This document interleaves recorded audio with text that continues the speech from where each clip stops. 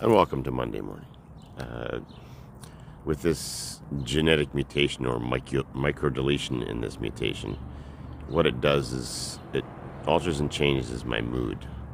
I really don't get wound up and stressed out. So when I get into situations that are quite dire, I just react. The situation that came to my mind right away is a car accident I just about witnessed. I was there a few seconds after it happened, and as the accident was sort of unfolding before me, I could see a van parked down the road. I could see a person laying on the ground. So I pulled over. Basically, there's another car that stopped as well. I walked over to the person that was laying on the ground, and I gave him C-spine down to his head, grab onto his shoulders and neck to stabilize his neck. He's obviously flown or been thrown feet, like probably 20 feet or 30 feet from where his pedal bike was. So I went down.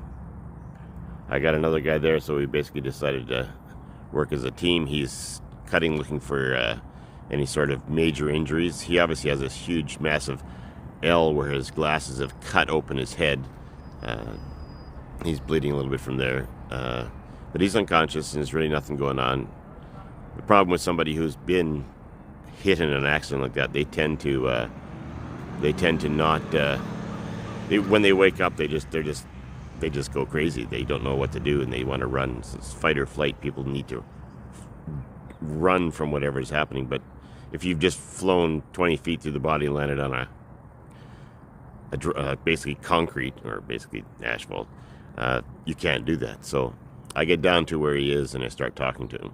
He's not conscious, but at the end of the day, I wanted to be able him to see that there was somebody there when he wakes up. So I started talking to him, and we're getting his vitals done, and he starts coming out a little bit. And I said, "Hello, my name is Rick. What is your and what's your name?" And through a little garbled, and he said, "Stan." So I said, "Stan, I'm here. I'm taking care of you. You're going to want to get up and go somewhere, but you're being taken care of, so just relax, take it easy." So he was back out of consciousness for a second, but the ambulance was already, I got the ambulance coming, everything's all waiting. It's just time right now. He is coming back a little bit into consciousness, so I start talking to him again. I said, "You can't move. You're being taken care of. You're okay." So about 5 minutes goes by. I can hear the ambulance coming, so the ambulance finally gets there, and I'm doing this C-spine, so basically we put him onto a clamshell stretcher and get him loaded. My problem is where I work. I work around where I was working. I worked around 300 people, and if somebody got hurt, I got to see him the next day, and I could not have told you whether this guy lived or died because he was pretty badly hurt. So I decided to try and find him. I knew his first name, and I knew his last name from. I ended up doing some research just to find out what the accident was. So I found his name. So I found a guy named Jeff with his last name. So I called up Jeff, and Jeff says, I said I responded to an accident that happened out by the airport, and he says, "Well, that was my dad." I said, "My name is." He sort of interrupted my saying. He says, "You're the guy." He says,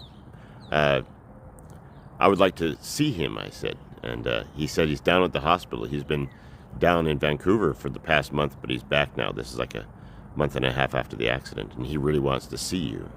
So I said, okay. So I went down to the actual hospital. I walked into his where he was laying, and I said, "Hello, my name is Rick," and he burst into tears. And his wife was there, and his wife burst into tears.